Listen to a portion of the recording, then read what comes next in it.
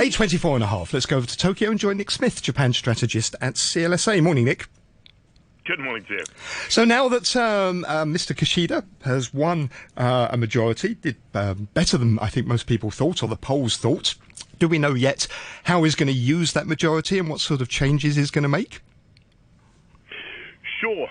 It was an interesting election. So LDP lost 15 seats, but it's still got precisely the number it needs for an absolute stable majority. So he controls all of the chairs and the majority of the seats in all the main committees of the government. So a very strong position, which was precisely the way I've been writing about it ahead of the election. Now, the important thing to remember is that he's still very much under the control of the two biggest factions, those of Abe and Aso. So he's been trying to make comments trying to differentiate himself from them, and has been forced very much to come back in line with their position. So he's still basically the poodle, and he'll fetch slippers when he's told to.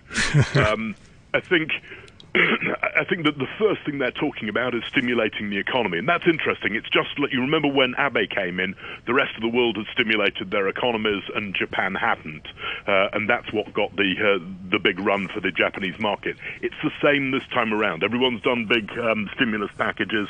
Now Kishida's talking about 35 trillion yen worth of stimulus. Now, think of that compared to a normal year's budget, and they're very high in Japan, is about 100 trillion yen, so broadly a third of the normal budget as a stimulus package.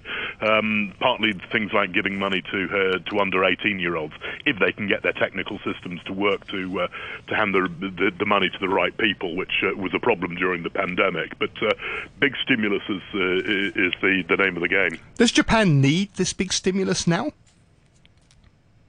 I think it's fair to say that it's had less of an economic recovery. So the amazing thing is that deaths from COVID-19 in Japan are 93% below the flu, whereas in the US they're 601% above the flu. So it's a completely different issue. It really hasn't hurt Japan that badly, and that's true for most of Asia. So really, we could get a travel bubble up with the rest of Asia, but you look at consumption in Japan, it's been annihilated. So recently out September numbers show that the real consumption in September was still 4.1% below the bottom of the global financial crisis. So really, consumer confidence has come back, but the spending hasn't. So it's really the job of the Prime Minister to get out there and say, it is safe, get out there, go and restart your lives, take your lives back. And so really, Suga tried go to travel and go to eat, so giving people tax breaks for taking a domestic holiday, for example. And Kishida is going to need to rebrand that because it was a disaster for Suga, but it's going to need to restart. The best way of stimulating the economy is to get people to take their lives back. So does that mean then that Japan, like quite a lot of other countries around Asia, is weaning itself off of this zero COVID policy and is now coming around to let's get the economy open, let's get people out living normal lives, spending again, and we're going to have to learn to live with this? Yeah, I mean, as I walk around Tokyo, I can see the vast majority of people are very strictly following rules on wearing masks and so on, but they're not getting out and spending money. And so, yes, I mean, Asia, Japan's been incredibly cautious, and with its aged population, that's to an extent understandable.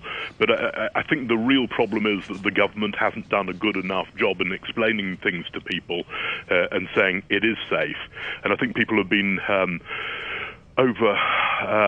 influenced by the problems that North America and Europe have had, and don't understand that Asia is utterly and completely different. I mean, extraordinarily, that includes Australia, so it's not a cultural thing, and I don't think we have a complete understanding of why it is so different, but it is, and we need to take advantage of it. I mean, there's talk about a new type of capitalism. redistributing wealth, a capital gains tax. Is that still on the table? It's a spin on an old story. So really the problem is that Japan's price-setting mechanism for wages is utterly and completely dysfunctional. And Abe had to do the same thing. He had to give incentives for companies to raise wages. And he had to call in the heads of all the big companies into his office and say, come on, we need to get out of deflation, and you can only do that if you raise wages. And your first thought is, hang on a sec, that's the job of the unions. How can you end up with a situation where the companies give a bigger wage hike than the unions asked for? And so Kishida's presenting that as a new capitalism, but it's still old wine in new bottles. It's polishing an old story. Nick, thank you very much indeed. Talk again soon. That's Nick Smith, Japan strategist at CLSA in Tokyo.